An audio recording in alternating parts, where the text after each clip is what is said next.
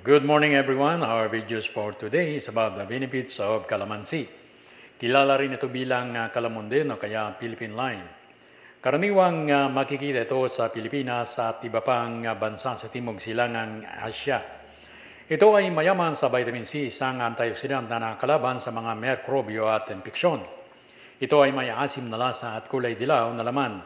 Mayroon itong maraming benepisyo sa kalusugan na katulong ito sa pagpapabuti ng immune system. Nakakatulong din ito para mabigyan ng proteksyon laban sa ubo at sipon.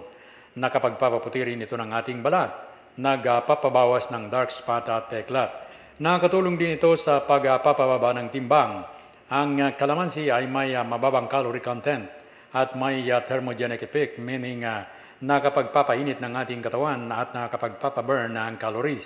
At kapag uminom ka ng calamansi juice na may honey bago ka kumain, ay nakakatulong sa pagkontrol ng ating appetite at pagbawas ng ating pagkain.